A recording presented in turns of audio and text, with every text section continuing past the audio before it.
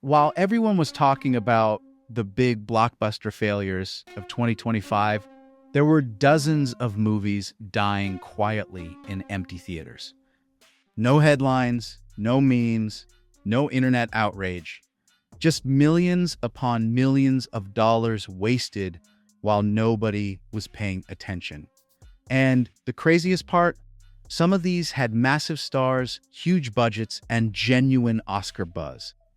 These aren't small indie films that were always destined to disappear. These were studio releases with real money behind them. And you know what? 2025 had more of these silent failures than any year in recent memory. Ride Hard. When your Bridesmaids meets Die Hard concept becomes the wedding massacre, nobody witnessed. Rebel Wilson reunited with her pitch-perfect co-star Anna Camp for an action comedy about a secret agent who must stop a group of criminals holding her best friend's wedding hostage.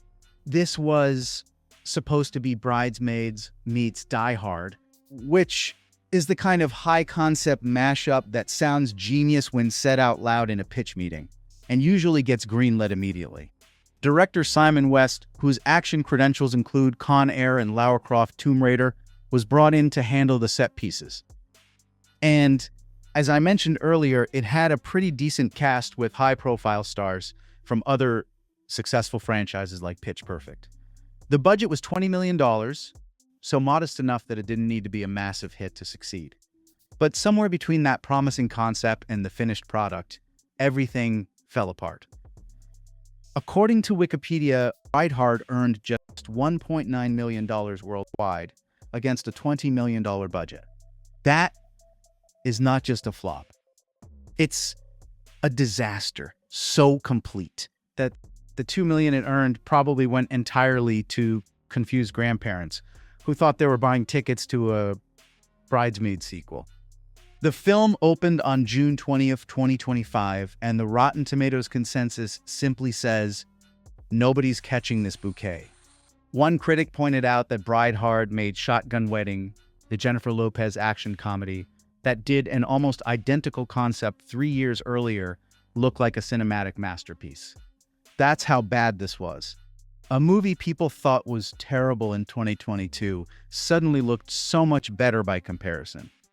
This movie should have been a celebration of the reunion of two loved comedic actresses from a very successful musical comedy franchise, yet instead became an overwhelming disaster that most people don't even know exists.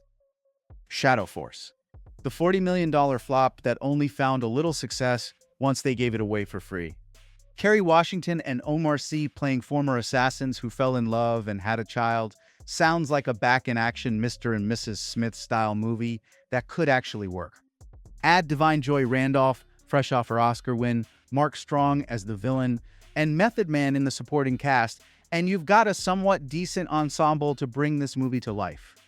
Director Joe Carnahan, who made his name with gritty action films like Narc and The Grey, also seemed like the perfect choice to handle this kind of material. The budget was $40 million, which is expensive enough to deliver real action, but modest enough that it didn't need to be a blockbuster to succeed. However, Shadow Force quietly snuck in theaters without advance screenings, which is never, ever, ever a good sign. When studios don't show a movie to critics before release, you know what that means? It means they're basically banking on star recognition and maybe a good trailer to get people to buy tickets before critical reviews can warn them away. You know, hoping the absence of bad press will buy them at least 48 hours of ticket sales. And yes, they were very right to be worried. The film earned just $5 million worldwide against a $40 million budget. I mean, this film had award-winning actors, two charismatic leads, and a director with proven action credentials. Yet the film opened to $2.1 million from over 2,000 theaters and couldn't even crack the top 5 at the box office. Now, here's where things get very, very strange. The movie earned 30% from critics on Rotten Tomatoes, but 82% from the audience. That's a massive split, and It meant the few people who actually watched Shadow Force seemed to enjoy it. So maybe the problem was getting anyone to watch it in the first place? One reviewer pointed out the name Shadow Force makes it sound like a dusty VHS film from the 80s. And many reviewers admitted they thought the film was a streaming release based on the trailer and were surprised to discover it was getting a theatrical run. 4 months after its theatrical disaster, Shadow Force quietly topped the Starz streaming charts, beating out the 50 Shades of Grey trilogy and The Critic. So, the film eventually found its audience, just not in theaters where it mattered the most. $40 million spent to make $5 million at the box office, only to become a streaming hit months later when nobody had to pay extra to watch it. Shadow Force proved you can have talented actors, experienced filmmakers, and a decent concept. But if the marketing makes your movie look like a direct-to-streaming film and the title sounds like a forgotten 80s B-movie, audiences will treat it exactly that way. Kiss of the Spider-Woman, Jennifer Lopez's perfect Oscar bait movie that nobody even knew existed until it had already flopped. Not many people know that Jennifer Lopez has spent more than 3 decades chasing one thing above all else: an Oscar. And in 2025, after a very public divorce to husband number 4, a string of commercial failures, and her reputation hanging by a thread, she thought Kiss of the Spider-Woman would, finally, be her moment. This was a prestige musical adapted from a Tony-winning Broadway hit, directed by Bill Condon, the guy who made Chicago and Dreamgirls, both of which went on to get many Oscar wins under their belt. And you know what? The film premiered at Sundance to positive reviews. And at the start, everything was looking perfect for that long-awaited Oscar nomination. But then the movie was released. Kiss of the Spider-Woman cost $35 million to make and earned just $1.7 million worldwide. Think about that math. $30 million spent, less than $2 million earned. So the movie averaged around $646 per theater, meaning most screenings probably had fewer people than the movie's cast and crew. The distributor, Roadside Attractions, handled the release so poorly that most people didn't even know the movie existed until it had already flopped.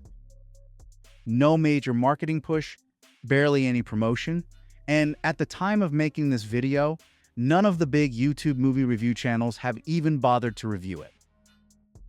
Lopez was reportedly heartbroken by the failure. And honestly, who could blame her? She'd poured everything into what looked like the perfect vehicle to earn her at least a nomination for Best Supporting Actress.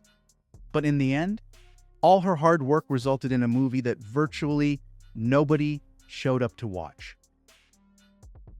Honey, don't. Proof that a standing ovation at Cannes Film Festival means absolutely nothing at the box office. Now, most directors learn from their mistakes, but Ethan Coen? Well, Ethan made a film that flopped and decided the logical move was to immediately make another one, just like it. Here's how it all went down. Ethan Coen is one half of the legendary Coen brothers directing duo, and he decided to make a lesbian B-movie trilogy with his wife Trisha Cook.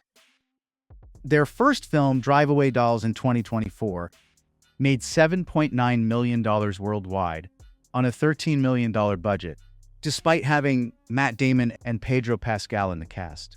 Most people forgot it existed within days of release, and that's if they even knew the film existed in the first place. Because, let's be honest, most people still don't know it exists. So, of course, Ethan Coen decided the best thing to do with that type of poor performance was to make a sequel. Well, actually, not technically a sequel, but the second film in what he's calling a lesbian B-movie trilogy. And the second film in this trilogy was released this year and is called Honey, Don't. The movie stars Margaret Qualley as a small-town private investigator looking into mysterious deaths connected to a church. The cast also includes Chris Evans and Aubrey Plaza, who one could argue are legitimate movie stars. A-list stars that you would expect to be able to carry a B-movie on their star power alone. And then the film premiered at the Cannes Film Festival in May 2025 to a standing ovation. But when it was released in the United States in August 2025, the movie proved that the audience at Cannes and American ticket buyers live in completely different universes. It flopped hard. The movie pretty much played to empty theaters and then proceeded to instantly disappear. Honey Don't opened to just $3.3 million for its entire opening weekend. Now, that's an almost unbelievably low number for a Coen-directed film with Chris Evans and Aubrey Plaza. And the movie was made for approximately $20 million and only earned $6.7 million total at the worldwide box office by the end of its theatrical run. Here's the Rotten Tomatoes audience consensus, buried in a messy heap of stylish violence. But I think there's one critical factor that everyone has overlooked. You see, Ethan Coen built his career making films with his brother Joel. The Big Lebowski, Fargo, No Country for Old Men. These were weird films that somehow worked for mainstream audiences because the brothers held a creative partnership that needed both of them to work. Then they split. Joel made a prestige Shakespeare adaptation with Denzel Washington that was critically acclaimed with a lot of award attention. And Ethan made violent lesbian B movies. But maybe, just maybe, the magic was always in both brothers working together. Joel grounded Ethan's weirdness, and Ethan made Joel's seriousness interesting. And without that balance, Ethan's instincts went completely off the rails, and the result was a movie that struggled from day one. The film is the second in a planned trilogy, with a third film called Go Beavers supposedly coming next.